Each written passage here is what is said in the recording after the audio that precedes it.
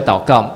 爱我们的父神，我们向你献上感恩，主啊，让我们今天在这边聚集，主啊，也透过你在神研班日光冬令营所做的一切，看见许多的年轻人将生命、将时间、将才能献上为主所用。神，你要使用这些年轻人成为你的器皿，在台湾各个地方能够忠实宣扬你的话语和生命。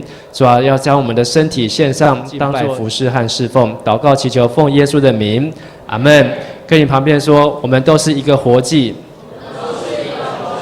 今天我们要分享的主题是让神做工。好，那我们上一次我们先来读上一次我们所学习的是在1月21号讲到这个受教者，好，能听与受教。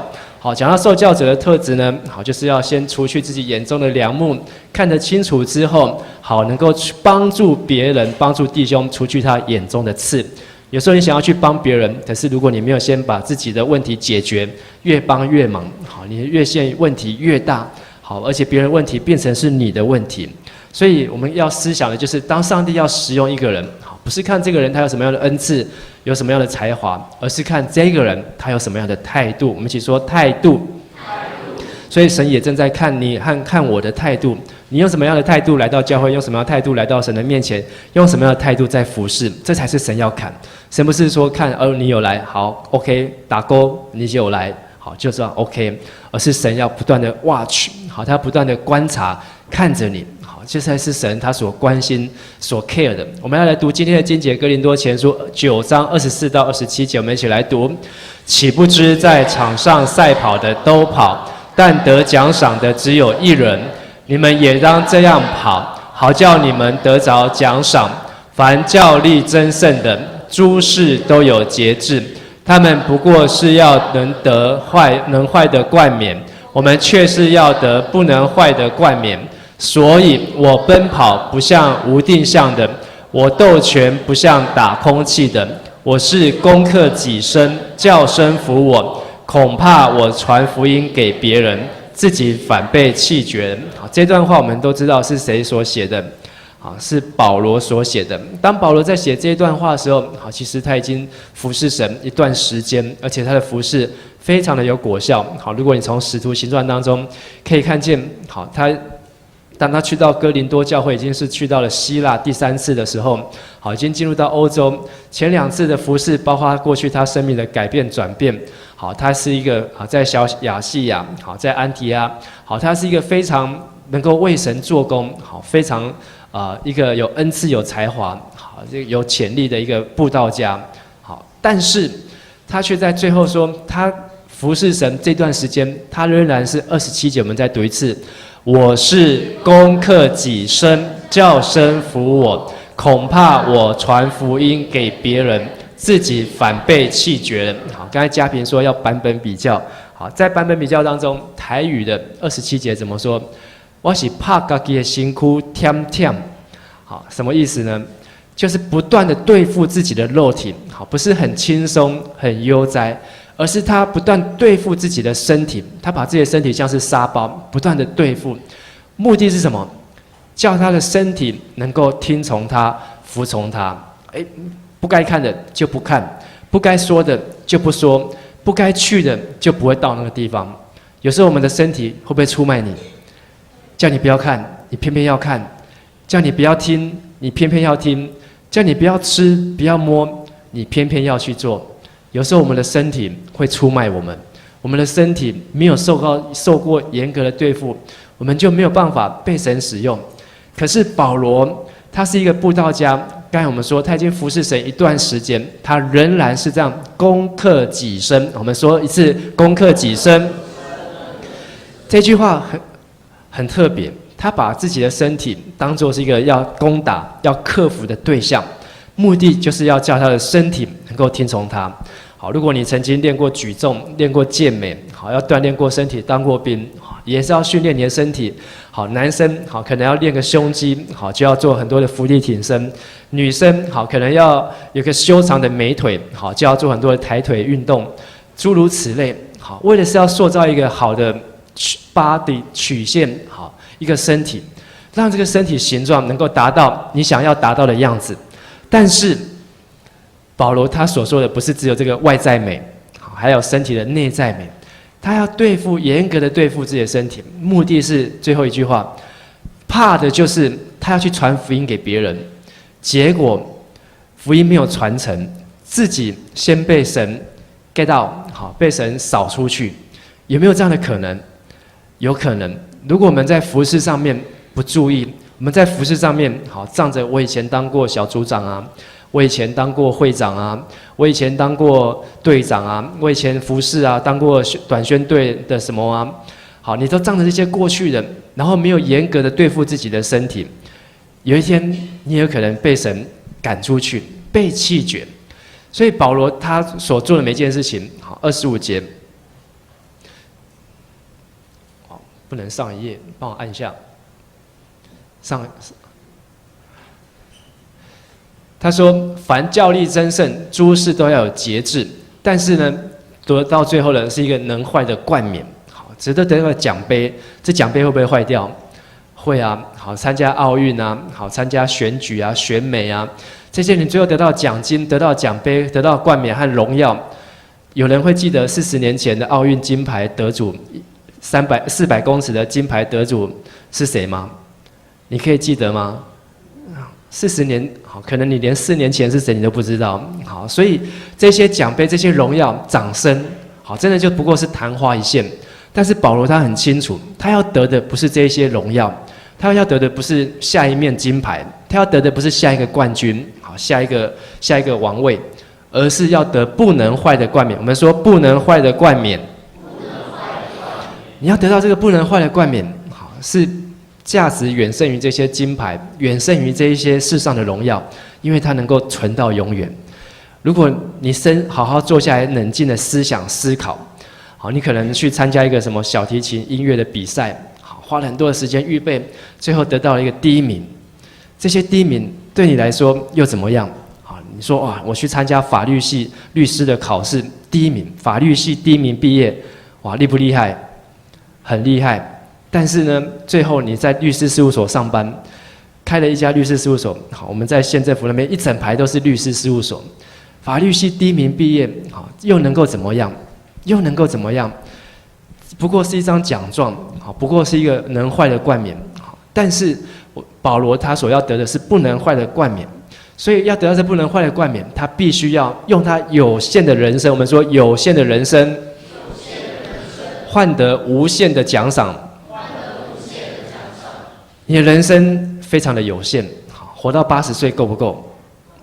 够。好，如果你还有60年，你能够用60年换得无限的奖赏吗？有没有把握？有，感谢主。好，但是你有没有把握，在这60年当中，你不会犯罪？在这60年当中，你不会跌倒？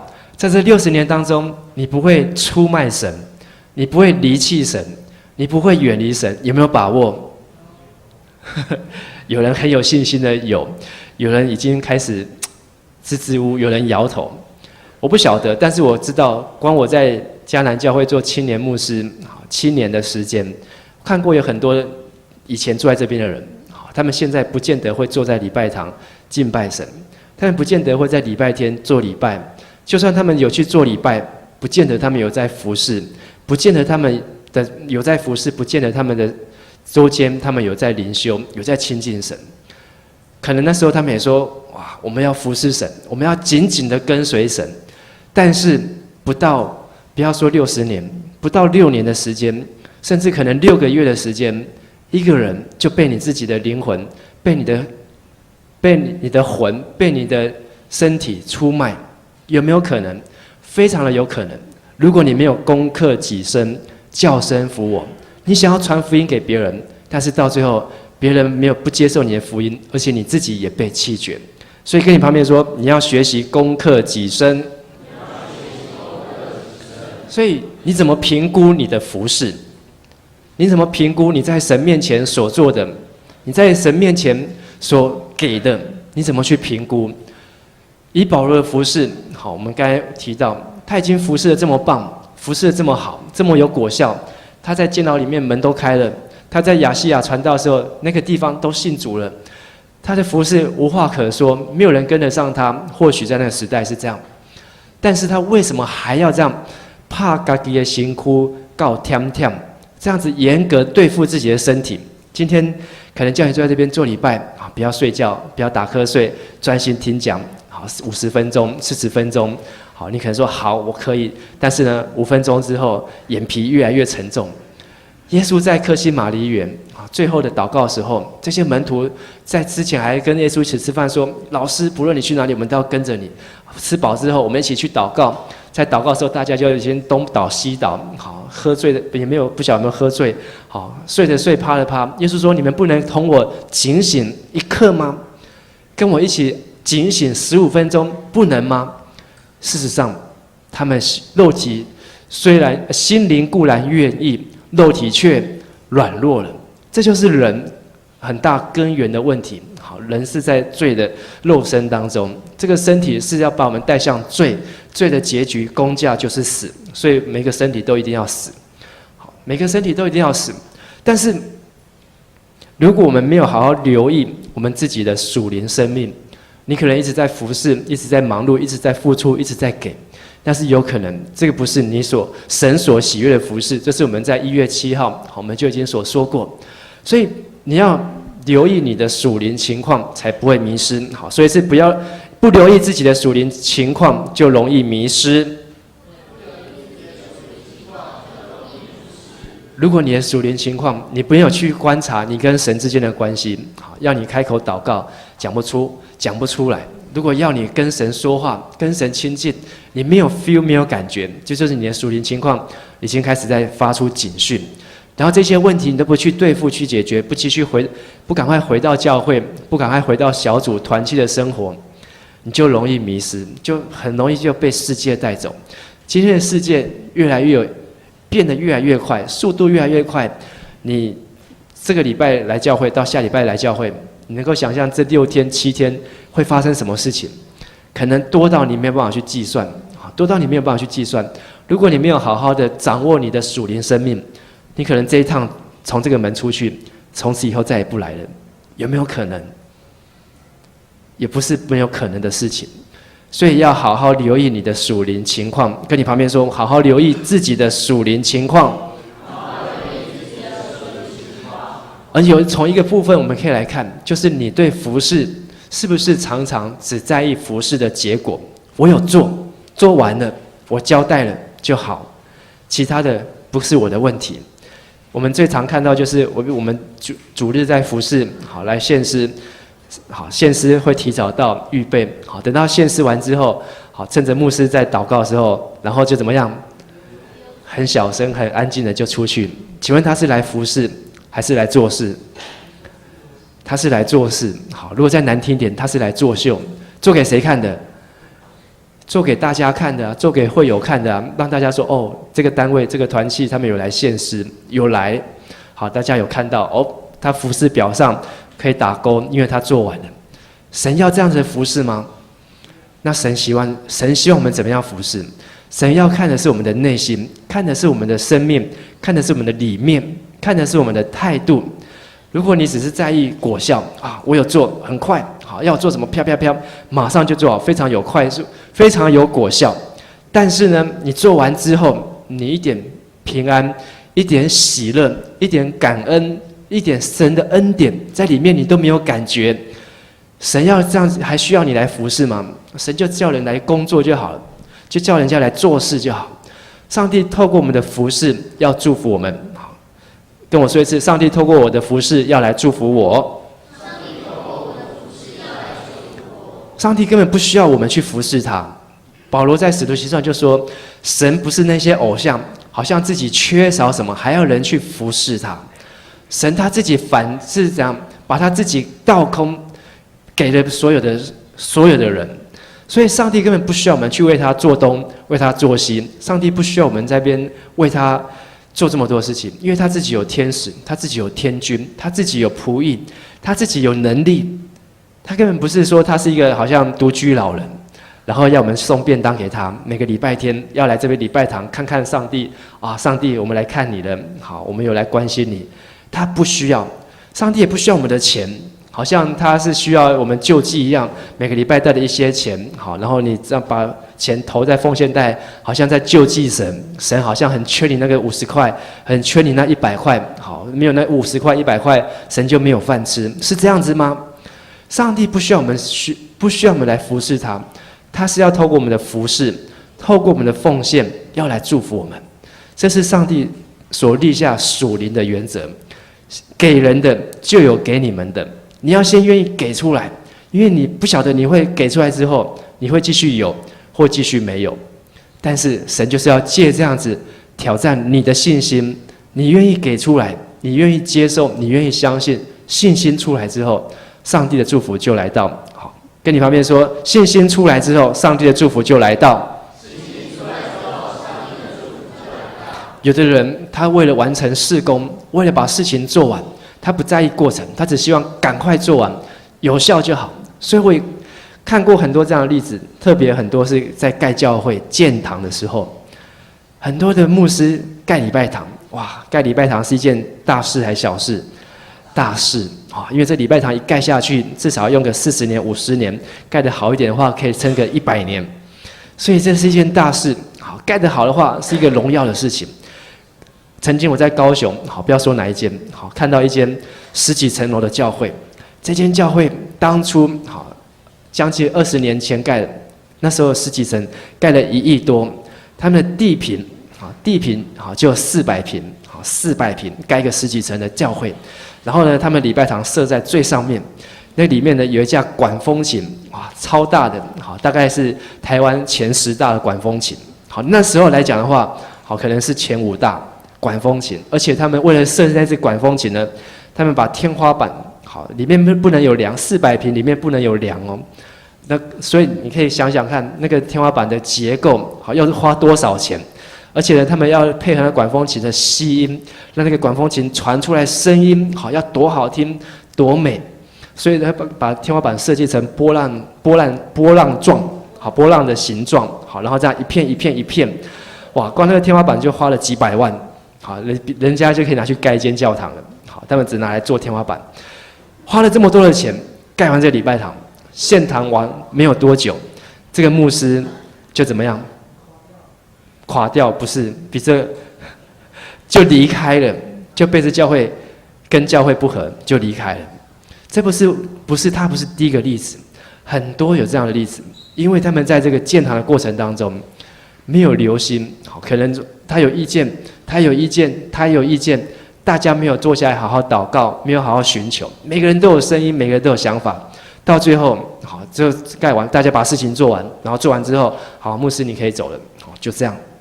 所以那牧师走了之后，好，他就去到机构，我在机构认识他，好，在台南一个机构认识他，他就在那边服侍，好，每次讲到这个教会，好，心酸酸，好，心深深，好，他就是觉得到底值得还是不值得？虽然他盖了一个很漂亮、很用心设计的礼拜堂，但是这件事情，好，在他生命当中，可能对他来讲，好，是一个梦魇，好，或是一个不是很愉快的回忆。有时候我们为了服侍，却没有注意自己的属灵的情况；为了服侍，赶快把事情做好，却没有注意与他人的关系。有时候为了服侍，你没有注意自己的态度。你失去里面那个平安，失去那个喜乐，你觉得神还会喜悦我们这样服侍吗？今天好，我要用4个重点，好，这前面4个重点的前面3点都是同一个人他所说的一句话。好，这个人呢，她是一个大陆的女子，好，叫做 Peace Wang。好，今天我们早上上那个志工课的时候，好，刚好也讲到这个人。好，他是1899年到1969年出生在大陆安徽。这个 Peace Wang， 好，他的中文名字姓汪，好，3点水汪佩珍，大部分人都没有听过，好，也不用特别去记得他。他呢的阿公，好，在安徽省那个地方是一个做官的，所以他想当然他就是一个小姐，好，在19世纪，好，更早之前，好，他可能是一个做官的。这个孙女，好，所以是大小姐，好，千金大小姐。可是呢，她21岁就信了耶稣，信了耶稣呢，她就好被神感动，她要出去传福音。所以一个大小姐，好，在中国的安徽四处去传福音，好，而且她又长得很漂亮，她一生没有结婚，传福音，而且她呢，好，半夜起来祷告，每天3点，凌晨3点，不是下午3点，凌晨3点就起来跪着祷告。她20几岁，她2个膝盖都是黑的，为什么？跪到淤青，好，再淤青，再淤青，整个膝盖都是黑的。但是呢，她居然继续行走。所以呢，他去到很多地方，好，去到从安徽去到东北，好，去到内地，好，去到长江这个什么张家口，好，甚至还去到马来西亚，去到新加坡，都去传福音。有一次他在马来西亚传福音的时候，他看不懂马来西亚的字，好，就呢走进去，那个字上写好，里面有老虎，好，他不晓得，就进去要传福音。结果进去好没多久，真的被他碰上老虎，老虎一跳出来就是要咬他们，哇！他当场就祷告，可是呢，祷告完之后，那只老虎突然就转头，好，他一看，哎，这只老虎为什么转头呢？原来在老虎的旁边出现了一条蟒蛇，好，一条蟒蛇，这只老虎就跑去跟这只蟒蛇去决斗，好，就去决斗了，好，所以他就此逃过一劫。还有很多这样的例子，好，这样的事情，好，在他身上，比如说他骑骆驼，骆驼走了这个沙漠很长的路，好，骆驼饿到没有东西，看到有饼的时候，这骆驼就冲出去，他就从骆驼上摔下来，好，可是一点受伤都没有。Peace One， 他讲了一句话，他说：“神注重我们所示的，胜过我们所做的。”我们一起来说一次。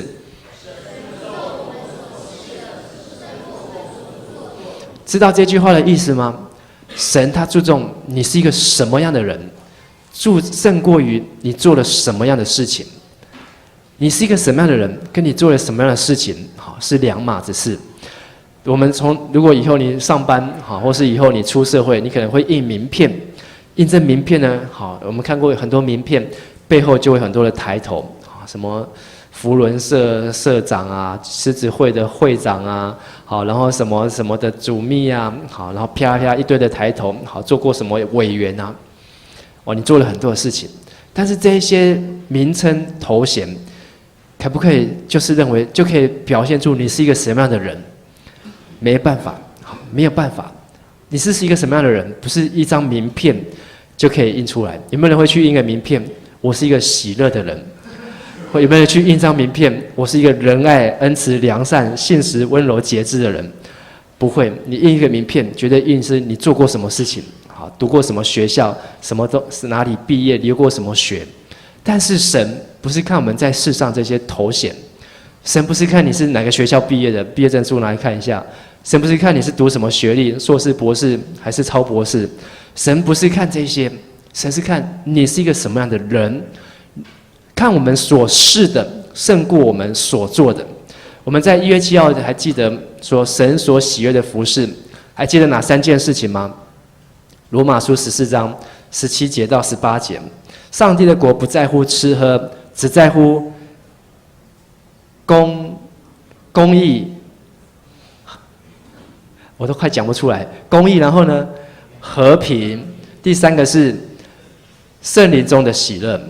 大声念一次，第一个是，第2个，第3，好，你们会忘记，我也不会很意外。好，我们需要常常自己复习提醒，所以有的讲到你需要听2次、听3次，还是会忘记，所以就是需要听第4次、听第5次。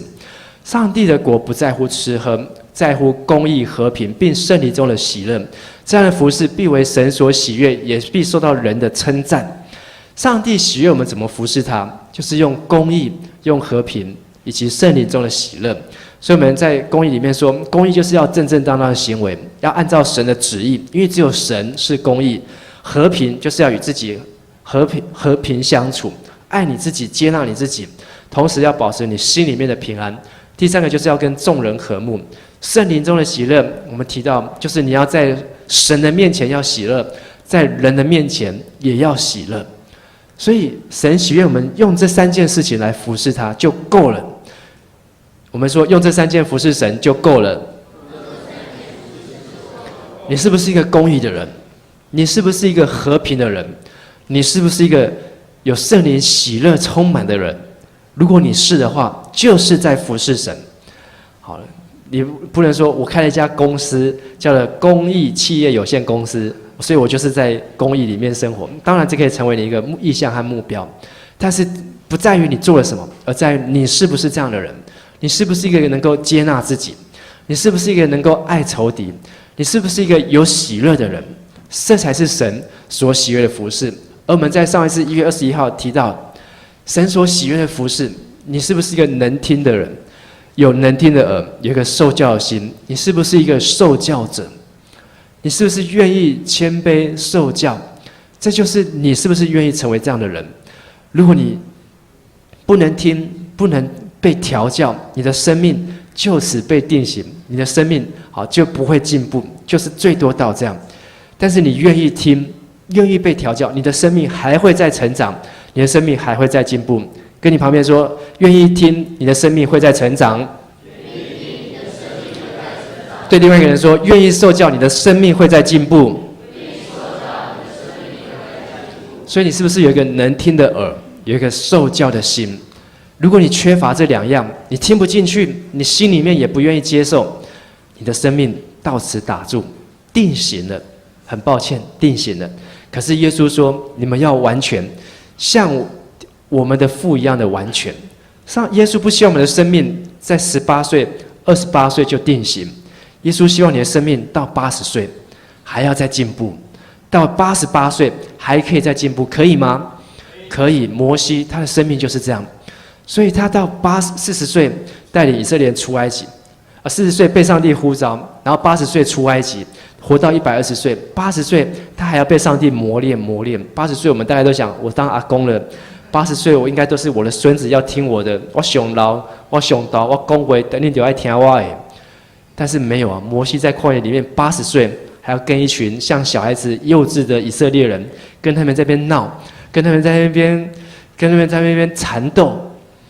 所以圣经给摩西一句话，是世上最谦卑的人，他有一个受教的心，他愿意接受神的调教，上帝就能够使用他。所以他到120岁，眼睛没有花，耳朵没有尘，他可以站在山上，远远的看见迦南地，神就是把这当作他的礼物。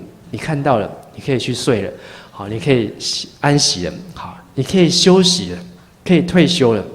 所以当我们有一个受教的心，能听的耳，就是在服侍神。当我们有一个公义和平圣灵中的喜乐，就是在服侍人。所以神注重你是一个什么样的人，胜过你做什么样的事情。神希望你做对的人，胜过你做对的事。第二个，也是这个人说的 Peace One， 将自己献给神，不是为神做工，而是要让神做工。好，我们一起说一次。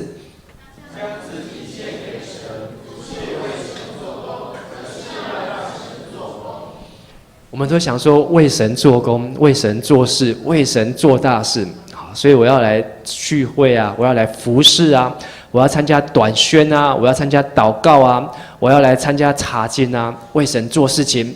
所以我要拿起扫把，拿起拖把，好，我要来教会搬东西啊，为神做工。不，神要让神做工。刚才嘉平用的经节，罗马书12章1节，会不会背？弟兄们，我以神的慈悲劝你们，将身体献上，当作活祭，献给神，是圣洁，是神所喜悦的。你的身体，神喜不喜悦？现在问一下你隔壁，你的身体，神喜不喜悦？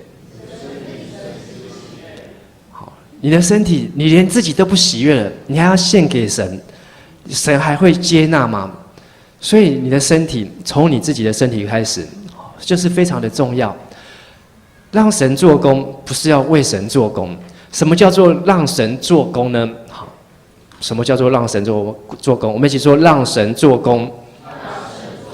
让神做工，好，很简单，好，就是有一件事情，当一件事情要来的时候，你不要想我要赶快把它做完，赶快把它完成，而是这件事情，你知道有一件事情，你要安静下来，先亲近神，等候神。寻求神，然后呢，说神啊，请你跟我一起去做。神啊，你告诉我该怎么做，你若不做，我就不动。好，神你做事我才做，有没有这样祷告过？好，很多事情服侍，你要接一个服侍，看到服侍表，你会不会先祷告神啊，请你跟我一起做下礼拜的招待？你如果不做，我就不做。所以你就跑来跟牧师说：“牧师，我没有感动，神没有说叫我要做招待。”你也可以如此的诚实。好，我也很欣赏好你这样子跟神的关系，这是我们要学习。好，不要一服侍一有事情，好马上好，我们可以没有问题，3天一定做到好。我们不是在接 case， 好，我们不是在帮神接业务，我们不是在做业务的代表，不是在帮神完成这些事情，而是要让神做工，看看神到底要怎么做，到底要怎么做？好像这一次我们要开拓教会，开拓教会这件事情，如果你要做，可不可以做？可以啊。好，而现在开拓教会，好，如果你不要挂长老教会招牌，你只要出去招牌挂上去某某教会。好，现在桃园多了蛮多教会，卓越梦想教会啊，神大人教会啊，然后什么无他连德教会啊，还有很多。好，很多的名字像雨后春笋就噗噗噗就冒出来。好，人家也不会去管说你是哪个神学院毕业，人家也不会管说你哪个教派，只要你教会的招牌做得好看，租的位置店面够明显，好，然后呢里面的服侍的人够帅够漂亮，好，自然就可以吸引一些人。但是这样子又如何呢？这样子又如何呢？所以有一个教会，好，他们想要赶快好成立开拓一间教会，所以呢，他们就跟原来的教会好就闹别扭。他们想要出去开拓，但是原来教会不想那么快，所以他们最后干脆就撕破脸，说我们自己出去开拓一间，所以他们就出去了，啪，好，马上带了好一票人出去，然后就一群人在那边敬拜。然后呢，他们就说我们要设这个地点，好，要开始，而且我们赶快升格，好，成为支会，要赶快升格成为堂会，然后我们要有牧师，好，我们要赶快有什么样的组织？我不晓得他们花了多少时间祷告，好，我不晓得这样到底是不是神的心意，但是在我们教会开拓教会这件事情上面，好，是经过很长的一段时间，好，这段时间呢，就是要从牧者的意向。然后呢，开始来到长老的当中，小会的当中，小会的当中渐渐有了意向，好，再来到了这个我们的会员合会当中，会友当中。当家会友都同意之后，我们才开始去动，好，所以我们从去年的3月开始，小会在谈，2、3月小会在谈，然后到了5月，好，小会确定，然后到了6月，我们在会员合会，好，再跟会友，好，大家都同意，然后我们再开始去找地方，好，再经过了好几个月，找了很多的地点，最后又在小会里面再确定、再安排，好，最后选到一个大家觉得 OK 可以的地方，好，然后再讲到人选啊、设备啊这一些，其实花了很长的时间，但是有一个原则。就是如果不是上帝的旨意，如果当中有人心里面没有感受到平安，那这件事情，好，我们就认为好不是神他所要带领我们的。但是当大家都觉得放心，大家觉得 OK， 我们就去做。所以我们去年6月在临时合会当中，我们也讨论说我们要买隔壁的地下室400平，有没有？好，大家很多人觉得很不错，但是也有不少人觉得有问题，好，不宜那么快。好，但是我们最后表决结果出来，结果通过一半多一点点。好，所以原来应该就要去买，但是在去买的过程当中，好，我们还是很谨慎。好，不是有说啊，通过我们就赶快签约就买。好，没有，其实这整个过程当中，已经大概花了半年多。好，曾经被否决，后来又提出来，才送到会员合会。就要签约的过程当中，发现好，这个地下室有瑕疵。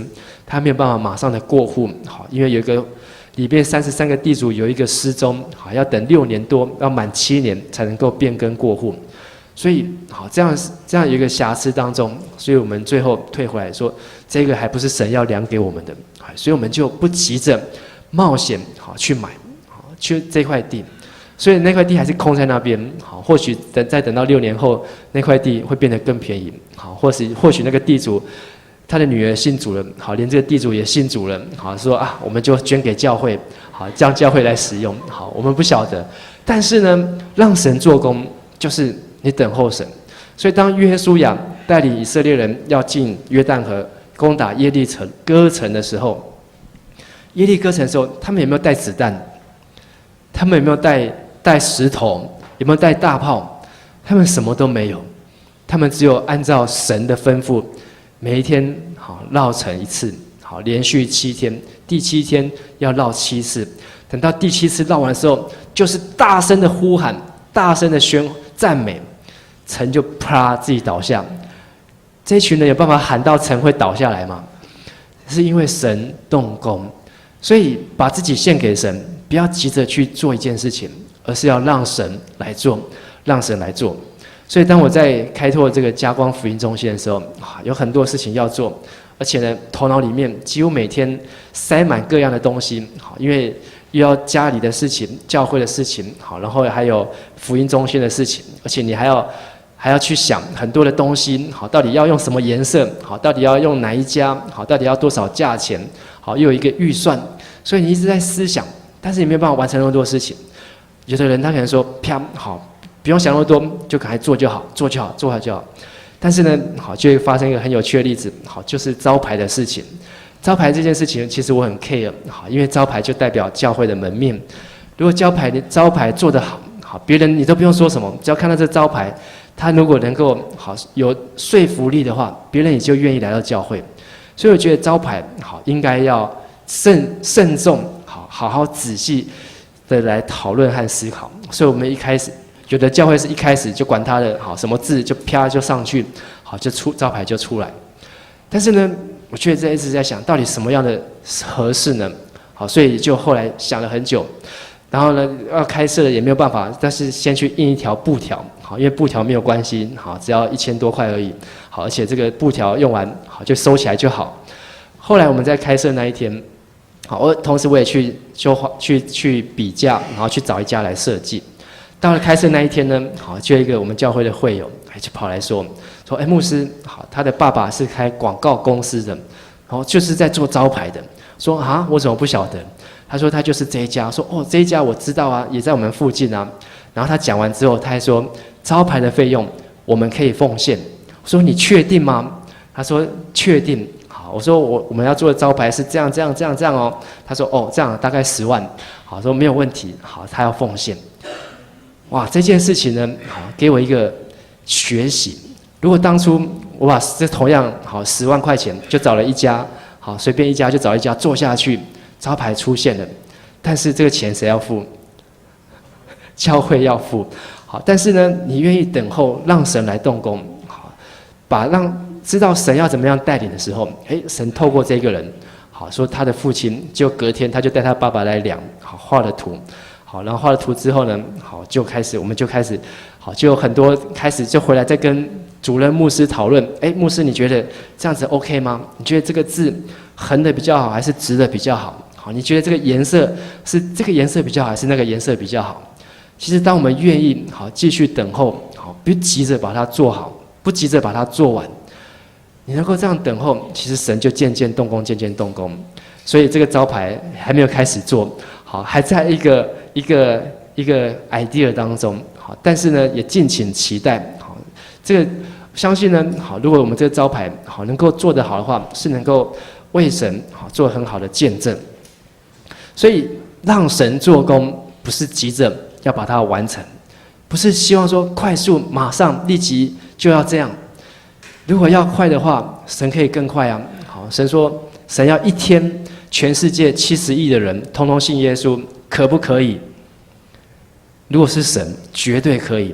但是耶稣都已经复活2000年了，为什么全世界还有2/3好到1/2的人还没有信耶稣？还那么多的人没有信耶稣，因为神有他的时间，神要做他自己要做的工作。如果你要急，神有他的方法，但是神不要我们这样做，神有他的方法，需要我们去寻找。所以这是这个 Peace One 他说的第2句话，第3句话，我们一起来念：凡不让神做工的，就不能为神做工。这3句话是连贯的。第一句话说，神注重我们所事的，胜过我们所做的。第2句话，将自己献给神，不是为神做工，而是要让神做工。最后，凡不让神做工的，就不能为神做工。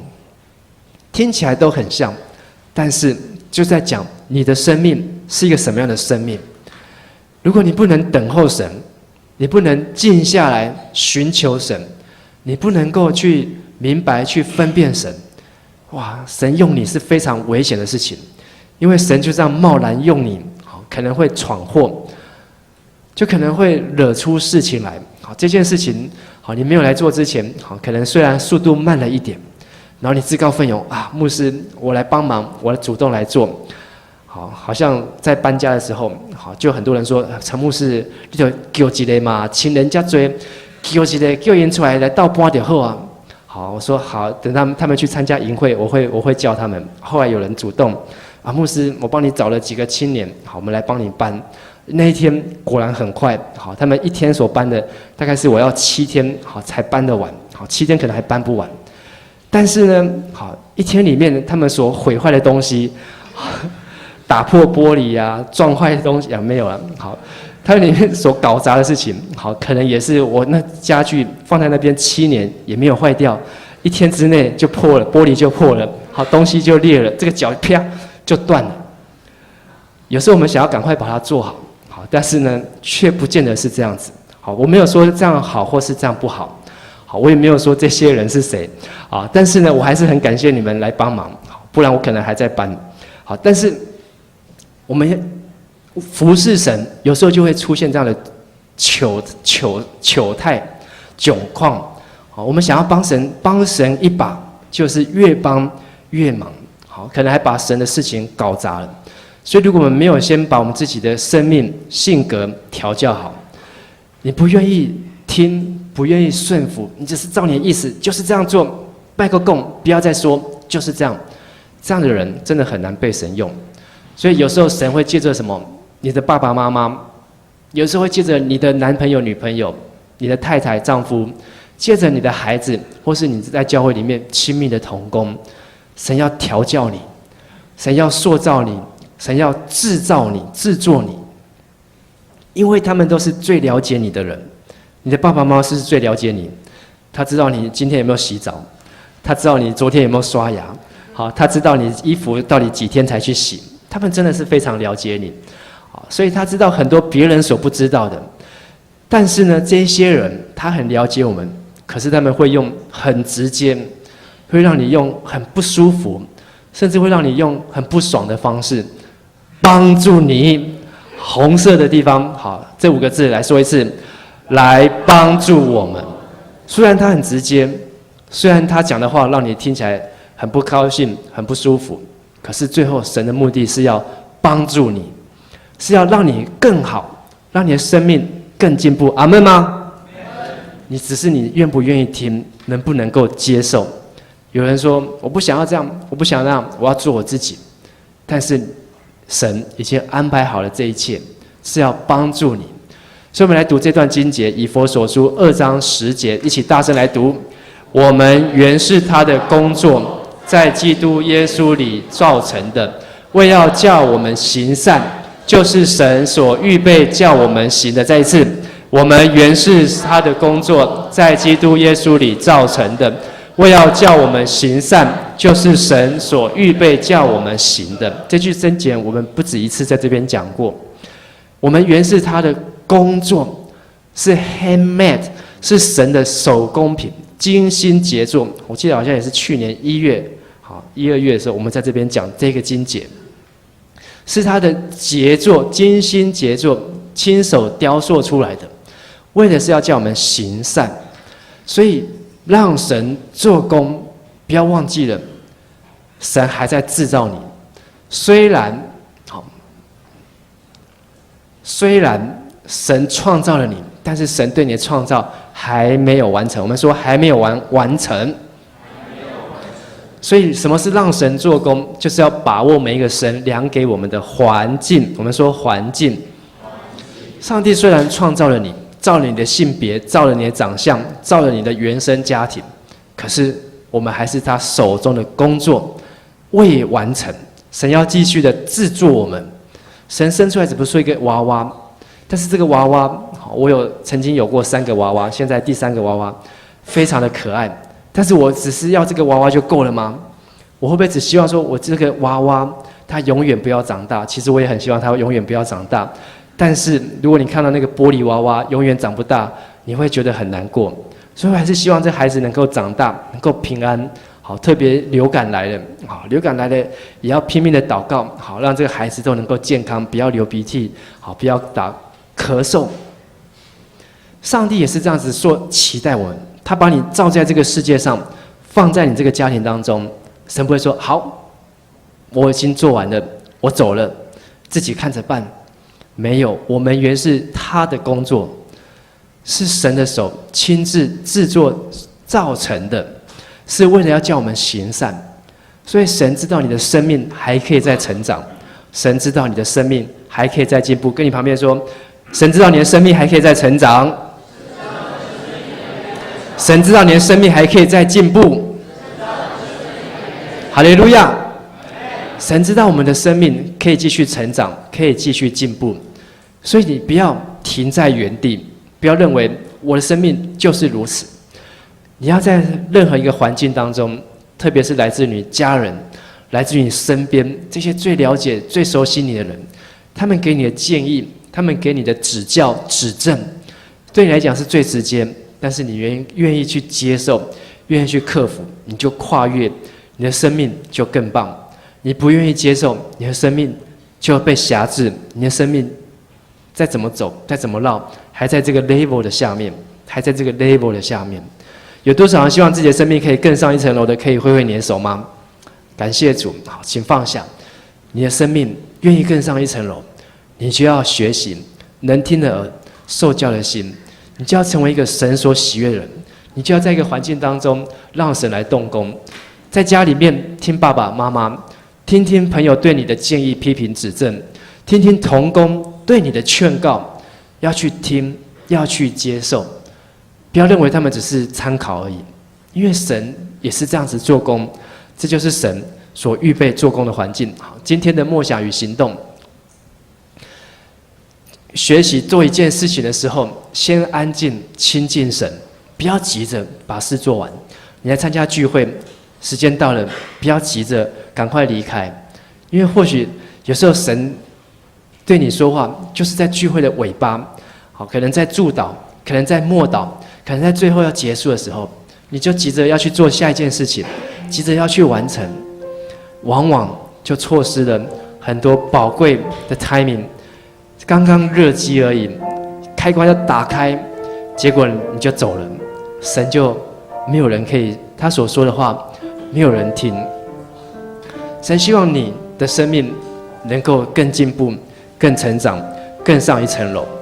如果你在服事当中，觉得服事不顺利，觉得服事有重担有压力，或是觉得在服事的环境当中很多的挑战，不要灰心，不要害怕。或许这也是神要给你的塑造，包括你现在学校的功课，你在家里面所遭遇到的问题，你生命里面成长，或是你身上有疾病，在你的身体里面可能有罪恶隐藏。可能不是你可以马上去解决的，但是神要塑造你，不要把它